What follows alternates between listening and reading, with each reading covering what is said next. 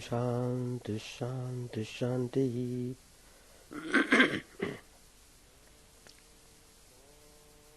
Om Stavakaya cha dharmasya Sarvadharma Swarupine Stavakaya cha dharmasya Sarvadharma Swarupine Avatara Varishtaya Ramakrishna Yate Namaha Asato Ma Sadgamaya Tamaso Ma Jyotirgamaya Mrityorma Mritangamaya Om Shanti Shanti Shanti. Let us offer our salutations to Sri Ramakrishna, the embodiment of all religions, the Supreme God incarnate, who came to establish universal religion. Let us pray to Him to lead us from the unreal to the real, to lead us from the darkness of ignorance to the light of knowledge, to lead us from death to immortality. We have been studying Gospel of Sri Ramakrishna.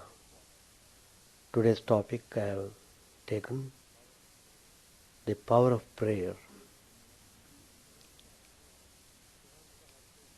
Sri Ramakrishna has given number of instructions suitable to various types of spiritual aspirants. The idea is everyone should get spiritual guidance from the Master. And we do get. Only we should be really aspiring for spiritual life. Then we get all these instructions very clearly mentioned to be practiced. Sri Ramakrishna says in the Gospel, what is the essential thing?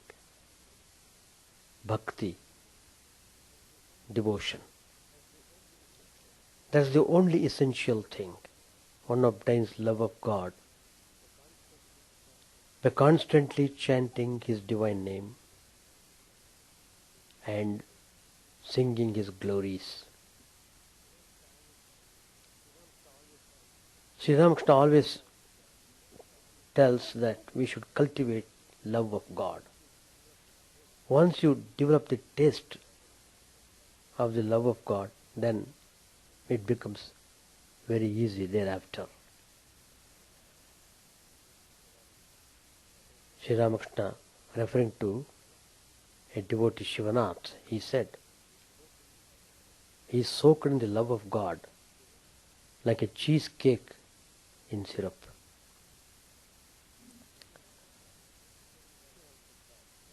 Sri Ramakrishna tells, well, let me tell you one thing. Many times Sri Ramakrishna has repeated this, and that is, God can be seen. Very positive statement. There is no ambiguity, there is no confusion. Straightforward, extremely simple, straight. Every now and then Sri Ramakrishna tells, God can be seen. Not only by selected few, He can be seen by one and all. But we have to make sincere effort and aspire to see God honestly. The Vedas say that God is beyond mind and speech. What does that mean? It means that God is unknown to the mind attached to the worldly objects. That's the meaning. Vaishnavacharan used to say, God is known by the mind and intellect that are pure. Pure. God is the personification of purity. So one has to have pure heart to see God. That's the message. So how to get our heart pure? There's a process. We should know the process and we should apply in our daily life. It's not simply hearing and let go afterwards. No. You won't get anything. These ideas are to be heard very clearly and practiced diligently.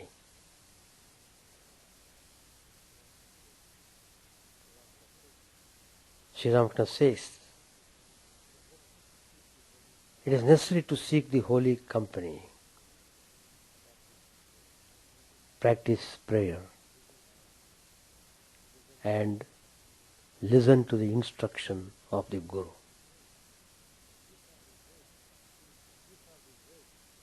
These are the ways to purify the mind. Holy company, practicing prayer, and following the instructions of the Guru. Then, Sri Ramakrishna says, one sees God.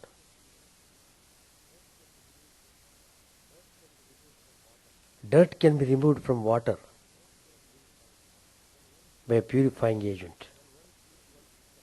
Then one sees one's reflection in it. One cannot see one's face in a mirror if the mirror is covered with dirt. So our mind is compared to the mirror. If the mind is unclean, full of impurities, loaded with all types of negative, unholy ideas, then God cannot be reflected in that impure mind. That's the meaning. Sri Ramakrishna said to a devotee, what can a person achieve through mere scholarship? What is needed is prayer and spiritual discipline. Gauri of Indesh was both a scholar and a devotee. He was a worshipper of the Divine Mother. Now and then he would be overpowered with spiritual fervor. When he chanted a hymn to the Mother, the Pandits would seem like earthworms beside him. I too would be overcome with ecstasy. These are the words of Sri Ramakrishna in the Gospel. Swami Vishuddhanandaji, the direct disciple of Holy Mother Sri Sharda Devi, he was the Vice President of the Ramakrishna Mission and he became the President also. He visited Bangalore, Ramakrishna Ashram, when I was a brahmachari. So I had the rare privilege of seeing very great Swami indeed.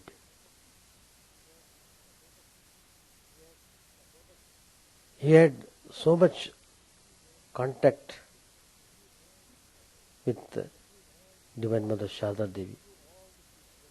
He knew all the details about Holy Mother.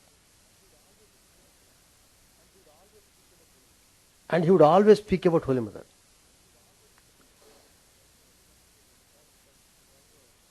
Then from Bangalore, I was sent to Belur Math for training center as a brahmachari. I was the first batch from Bangalore. Myself and another brahmachari was there. Both of us, we went to Belur Math.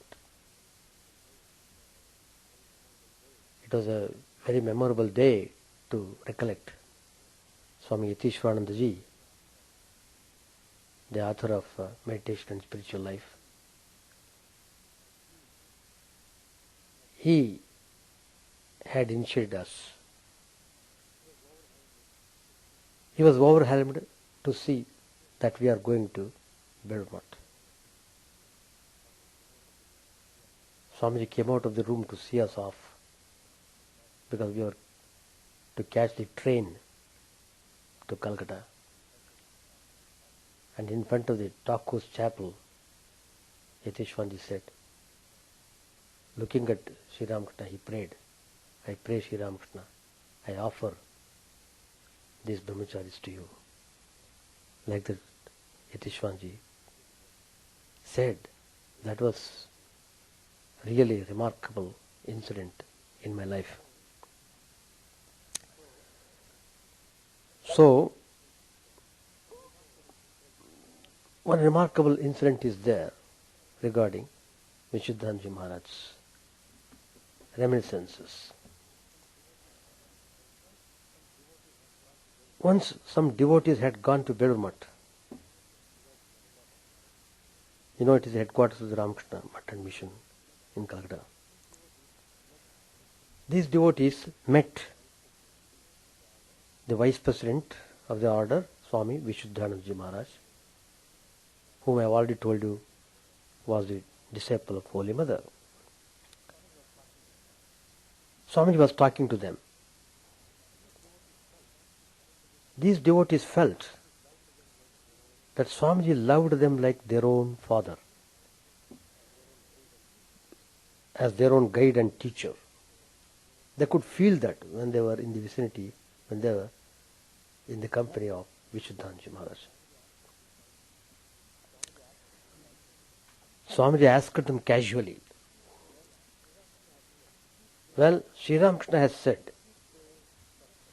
if you pray for 3 days and 3 nights, you will get him. Well, do you pray?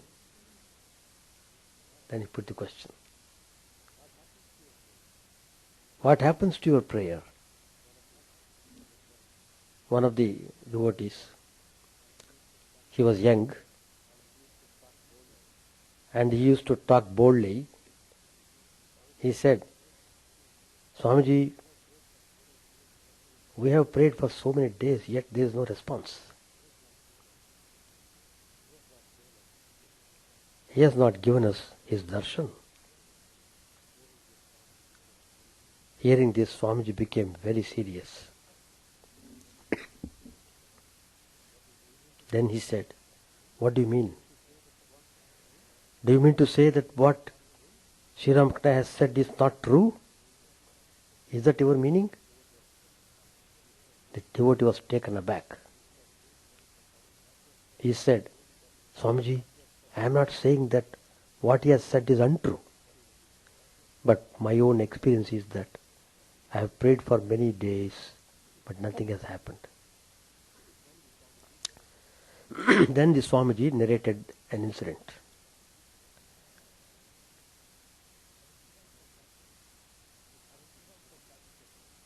After Sri Ramakrishna was passing away, his nephew Ramlal became the head priest of the Dakshineshwar Kali temple. Once a sadhu came from Ayodhya to Dakshineshwar early in the morning. Ramlal saw this sadhu standing there, covered with dust from head to foot. As soon as the man saw Ramlal,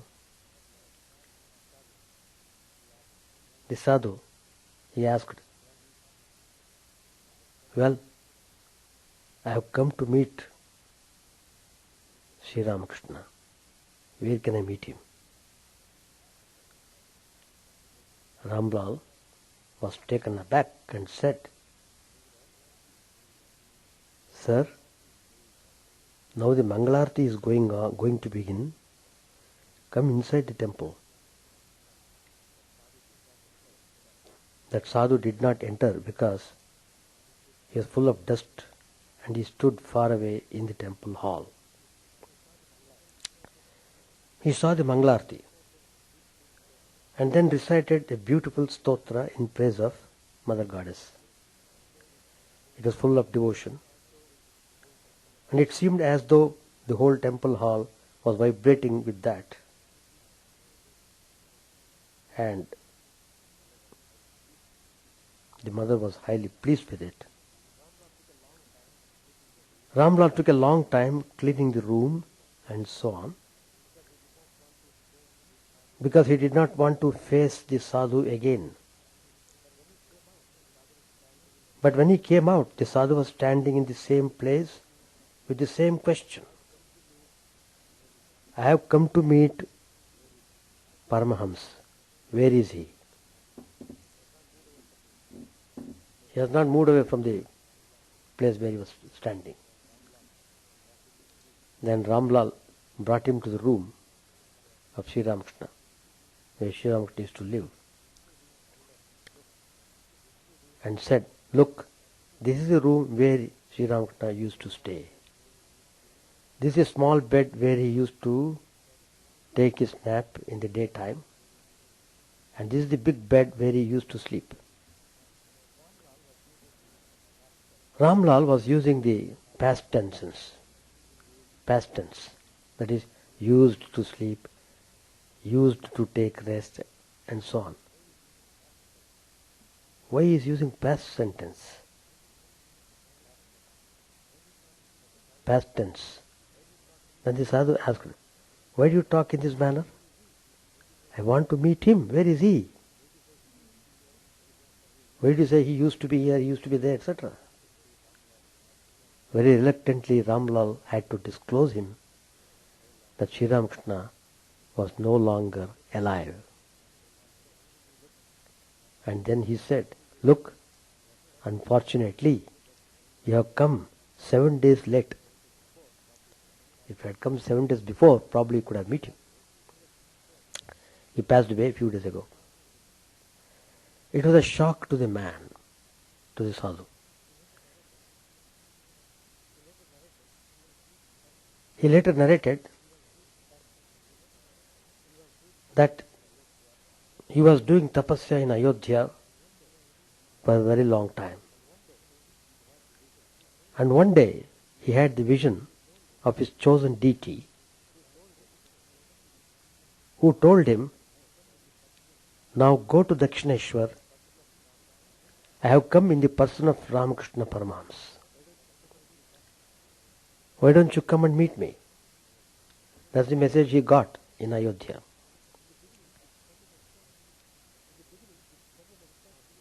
In the beginning, the penniless sadhu did not believe it.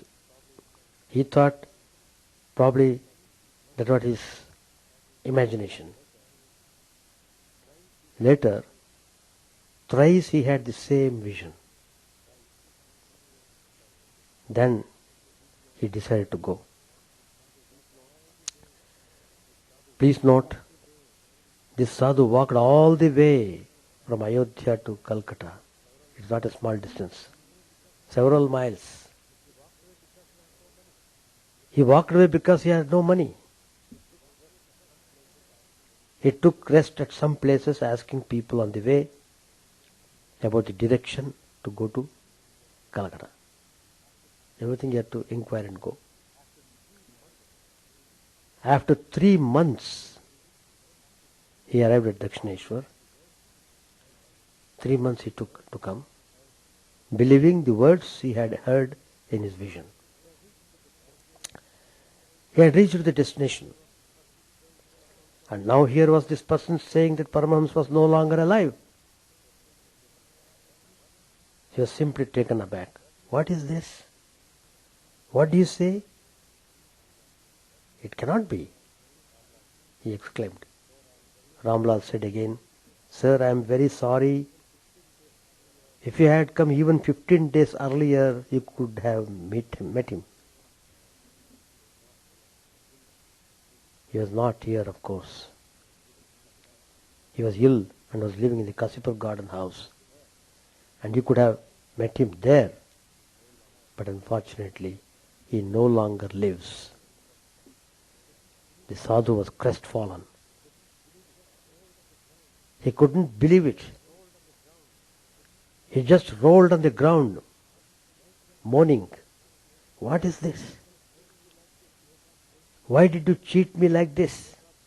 You could have told me you were not going to live, that you were not going to be in the body for more than 3 months, and asked me to come immediately. You should have told me. Why did you deceive me?" He is telling himself, addressing to his chosen deity. The tremendous blow was too much for him. That continued for some time. Later it was time for worship in the room. People were coming, and the sadhu just went outside and sat on the veranda. He sat there while the day passed and the night came. The sadhu did not move. Ramlal came and tried to console him. "Get up and have some rest. Take some food." The sadhu just snubbed him, saying, "Get out. I have not come for all that." Ramlal was afraid of this very tall and strong sadhu. He went away and did not say anything. Another day and night passed. The sadhu was sitting in the same position. Sometimes he used to cry, but otherwise he was quiet and calm. One more day passed. 2 days passed, and third day came.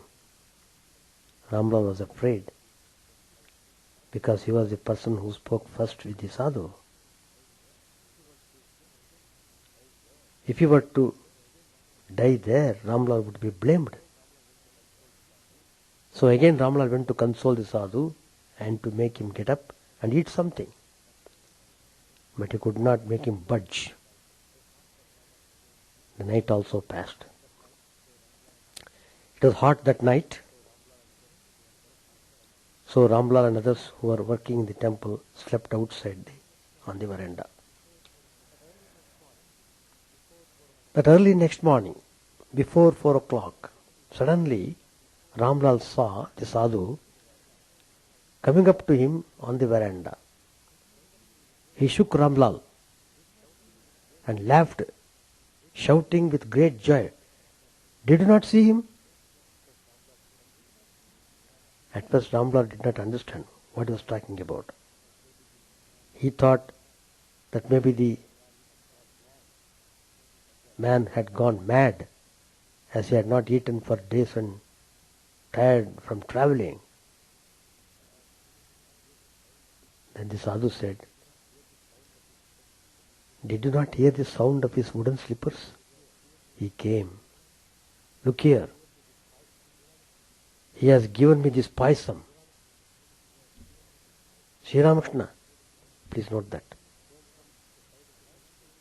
He came from the side of the Panchavati.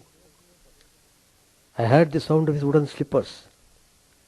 He came near me and put his hand behind my back and said, "What are you doing? Why are you crying? Where have I gone? See, look at me." I was simply overwhelmed and looked at him. He embraced me and told me to get up. "Come, you must have a good wash." He took me to the steps leading to the Ganga and then said, "Put some water in your burning eyes. Let them be cool." All these things Sri Ramakrishna told him. With such loving words, he consoled and said, "Now, eat. You have not eaten for the last 7 days. Eat, my dear." Then the Swami said, "I could not eat. Tears of joy were flowing from my eyes, and I was just looking at Sri Ramakrishna." After some time, I could not see him any longer, but my heart was full of joy. This incident was told by Vishuddhanand ji. Please note. to the devotees who had gathered there. Then Swamiji said, now, do you believe it or not? You will say, this is just one of the stories. Then Swamiji said, look, even now, that earthen pot in which the sadhu got the paisam is kept at Dakshineshwar. And that is the proof. And continued, tell me, how was his intense sorrow removed? How did he become full of joy? Do you see how prayers are answered? Intense.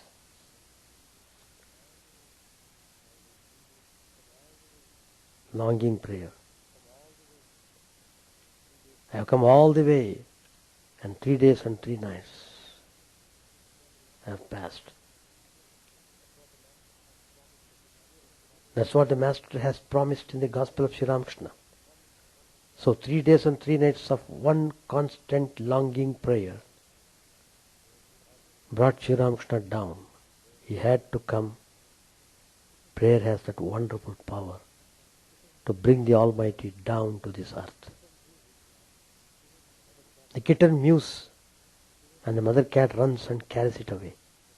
Even so, the devotee cries and the Lord comes to his rescue. Prayer is depending on God for help in distress. Prayer is giving an opportunity to God to comfort the devotee. Prayer lightens the heaviness of your heart by opening it to God. Prayer is expecting God to decide what is best for you when you are in dilemma. Man learns to pray through despair. Prayer is not asking, but a communion with God through single-minded devotion. Prayer is nearness to God. It is turning of the mind. It is tuning of the mind with God. It is fixing the mind on God and meditating on Him. Prayer is surrendering oneself to God completely and melting the mind and ego in silence in God. Prayer represents a mystic state when the individual consciousness is absorbed in God.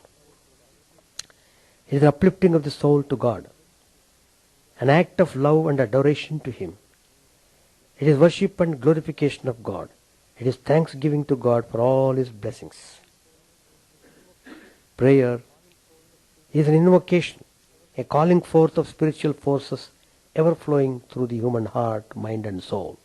It is a great spiritual force that is as real as force of gravity or attraction. It is the very soul and essence of religion, the very core of man's life. No person can live without prayer. And all can pray. Blind, deaf, lame, armless, puny, ignorant and the debased, the lowliest and the forlorn. All types of people can pray to God. For prayer belongs to the heart and its feeling, and not to the body. Prayer does not demand high intelligence or eloquence. God wants your heart when you pray. Even a few words from a humble, pure soul, though illiterate, will appeal to the Lord more than the eloquent flowing words of an orator or a learned man. The child does not know grammar and pronunciation. It utters some sounds, but the mother understands it. When mother understands the language of the heart, what to say of the inner witness? He knows what you wish to say. Even if you make mistakes in your prayers to Him, even if there are mistakes in the mantras you recite, if you are sincere, if the prayer comes from your heart, He listens to it because He understands the language of your heart. Prayer should spring from the heart and should not be mere lip homage. Empty prayer is like sounding brass or tinkling cymbal. Prayer that comes from a sincere, pure heart is at once heard by the Lord. The prayer of a cunning, crooked, wicked man is never heard.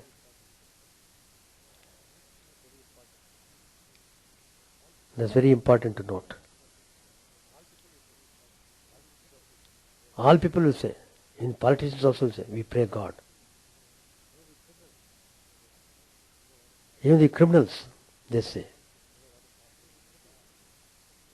You know what is happening in the Middle East countries? They all say, oh God, punish the people in America, like that. So everybody is using the name of Lord for their own purposes. God ever responds to the appeal of his sincere devotees. It is only the insincere man who says that God is deaf. He is never watchful of the distress signals of his children. Open your heart to him without reservation, and response will be instantaneous. So practice of prayer. Everything you have to do it. You get nothing without doing. Breath has been given to you by the Lord to be spent in prayer. Kneel down and pray. But let it not cease when you rise. Prayer should be lifelong. And your life should be one long prayer. There are no problems that cannot be solved by prayer. No suffering that cannot be allayed by prayer. No difficulties that cannot be surmounted by prayer. And no evil that cannot be overcome by prayer. Prayer is common with God. The miracle by which God's power flows into human beings. Therefore kneel down and pray. When the storms of lust and anger, vanity and viciousness rage within your bosom, kneel down and pray. For the Lord and He alone has the power over the elements. In thy supplication is thy strength, shielded by His mercy and spurred on the path of righteousness by His divine will. Kneel down and pray. Pray not for earthly goods or for heavenly pleasures, but pray for His grace. O Lord, thy will be done. I want nothing for myself. This shall be thy prayer. For you know not what is good for you. You may be asking for trouble and praying for perdition. Pray for grace, and that His righteousness might descend on the soul. Greet the dawn of the day and bid adieu to the setting sun with a prayer of thankfulness. Firstly for a fresh day granted, and lastly for His grace received. Thus shall your life be blessed, and thus will you radiate His blessings to all around you. Prayer is a mighty spiritual force. It is spiritual food for the soul. It is a spiritual tonic. Prayer is a powerful spiritual current. There is nothing so purifying as prayer. If you pray regularly, your life will be gradually changed and molded. Prayer must become habitual. Then you will feel as if you cannot live without it. It lightens the heart and fills the mind with peace, strength and purity. When the mind becomes pure through the power of prayer, the intellect becomes sharp and keen. Prayer elevates the mind. When you link yourself with inexhaustible cosmic powerhouse of energy, you draw power, light and strength from Him. Prayer is a trusty companion along with the very path to liberation. It is a rock to which a man can cling when he is drowning in the ocean of births and deaths. It frees him from the fear of death and brings him near to God, making him feel the divine consciousness and his essential immortal nature. Prayer works wonders and moves mountains. Even when the medical board pronounces a case to be hopeless, prayer comes to the rescue, and the patient is miraculously cured. There have been many instances of this description. You may be aware of this. Healing by prayer is really miraculous and mysterious. Prayer is an unfailing remedy in all situations. You cry when your house is burgled. You weep and wail when your child dies. You writhe in agony when your limbs are crushed.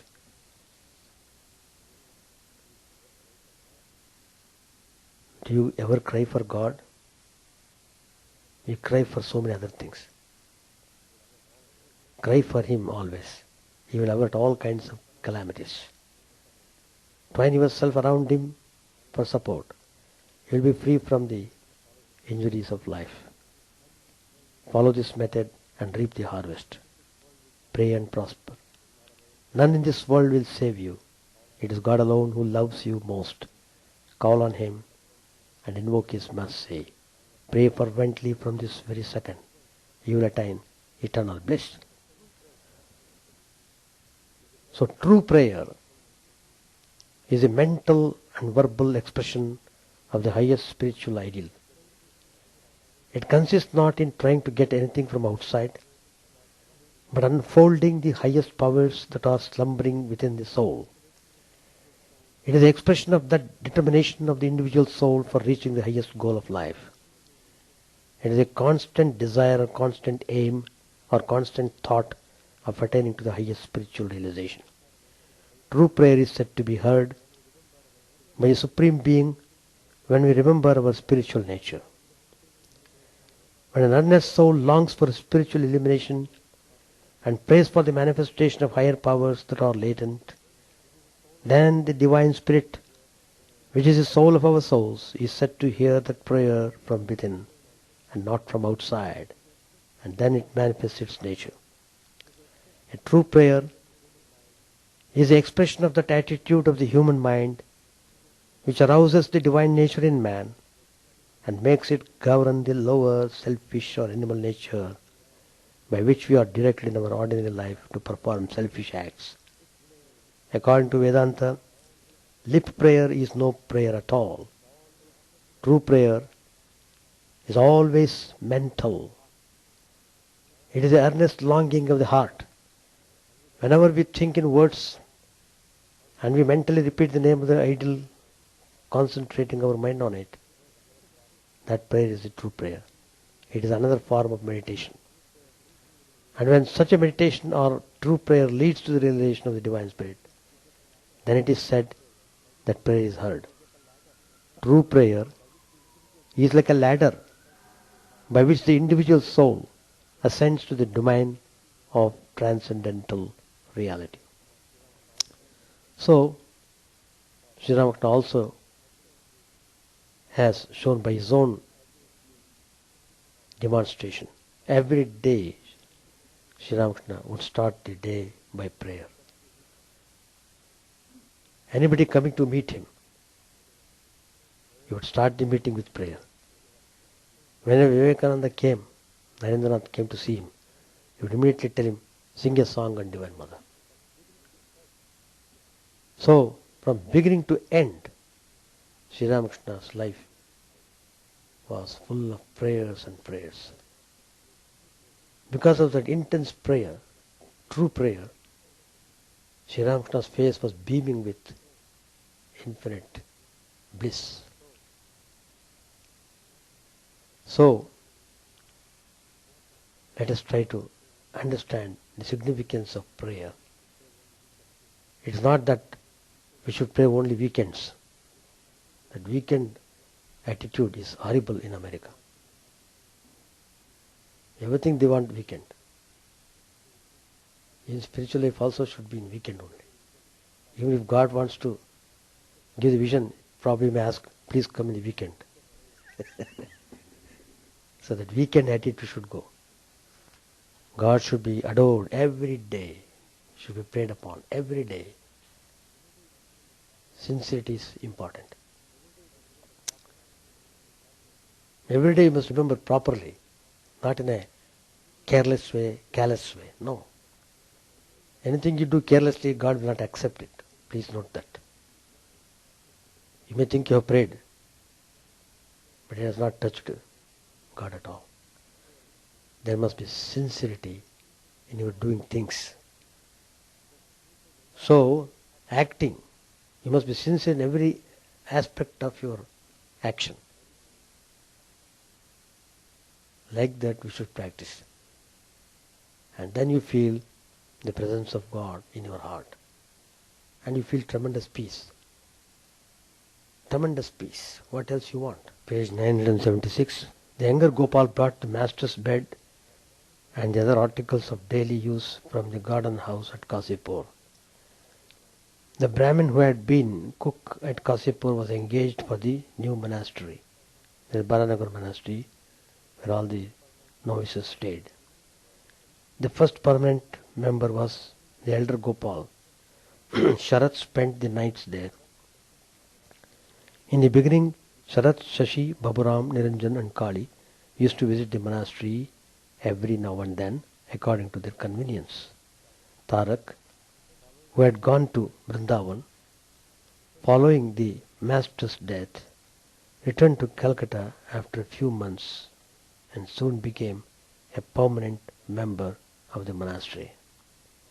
Rakhal, Jogin, Latu and Kali were living at Vrindavan with the Holy Mother. When the monastery was started, Kali returned to Calcutta within a month.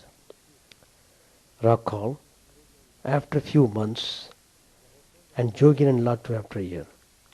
The householder devotees frequently visited the monastic brothers and spent hours with them in meditation and study.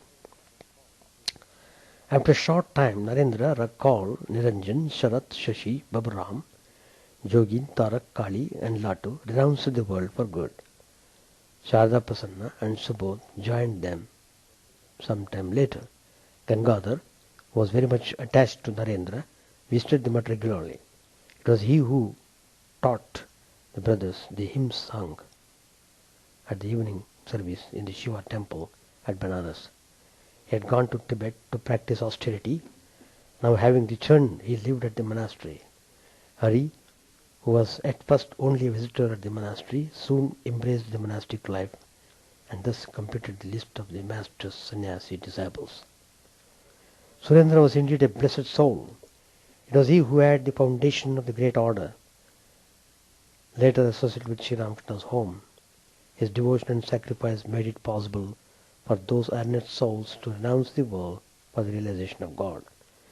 Through him, Sri Ramakrishna made it possible for them to live in the world as embodiments of his teaching, the renunciation of lust and gold and the realization of God. The brothers lived at the mutt like orphan boys. Sometimes they would not have the money to pay their house rent. Sometimes they would have no food in the monastery. Surendra would come and settle all these things. He was the big brother of the monks. Later on, when they thought of his genuine love, the members of this first mutt shed tears of gratitude.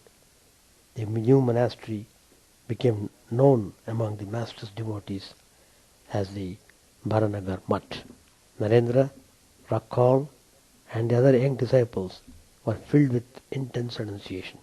One day Rakhal's father came to the mutt and asked Rakhal to return home. "Why do you take the trouble to come here? Why do you take the trouble to come here?" Rakhal said to him. "I am very happy here. Please pray to God that you may forget me and that I may forget you too." The young disciples said to each other, "We shall never return to the worldly life. The Master enjoined upon us the renunciation of lust and gold. How can we go back to our families?" Stop here. Chant the name of the Lord and His glory unceasingly, that the mirror of the heart might be wiped clean and quench that mighty forest fire, worldly lust raging furiously within. O name, stream down in moonlight on the lotus heart, opening its cup to knowledge of thyself, O self, drown deep in the waves of his bliss, tasting his nectar at every step, bathing in his name, that bath for weary souls. Various are thy names, O Lord. In each and every name thy power resides. No times are set, no rites are needful for chanting of thy name. So vast is thy mercy, how huge then is my wretchedness, who find in this empty life and heart no devotion to thy name. O my mind, be humbler than a blade of grass, be patient and bearing like a tree. Take no honor to thyself, give honor to all. Chant unceasingly the name of the Lord. O Lord and soul of the universe, mine is no prayer for wealth or retinue, the playthings of lust or the toys of fame. As many times as I may be reborn, grant me, O Lord, a steadfast love for thee. A drowning man in this world's fearful ocean is thy servant, O sweet one. In thy mercy, consider him as dust beneath thy feet. How I long for the day when instant's separation from thee, O Lord, will be as 1,000 years, when my heart burns away with its desire, and the world without thee is a heartless void. Prostrate at thy feet let me be, in unwavering devotion, neither imploring the embrace of thine arms, nor bewailing the withdrawal of thy presence, though it tears my soul asunder. O thou, who stillest the hearts of thy devotees, do with me what thou wilt, for thou art my heart's beloved, thou and thou alone. O Lord, lead us from the unreal to the real, lead us from darkness to light, and lead us from death to immortality. May all be free from dangers, may all realize what is good, may all be actuated by noble thoughts, may all rejoice everywhere. May all be happy, may all be free from disease, may all realize what is good, may none be subject to misery. May the wicked become virtuous, may the virtuous attain tranquility, may the tranquil be free from bonds, may the freed make others free. May good betide all people, may the sovereign righteously rule the earth, may all beings ever attain what is good, may the worlds be prosperous and happy. May the clouds pour rain in time, may the earth be blessed with crops, may all countries be freed from calamity, may holy men live without fear. May the Lord, the destroyer of sins, the presiding deity of all sacred works, be satisfied. For he being pleased, the whole universe becomes pleased. He being satisfied, the whole universe feels satisfied.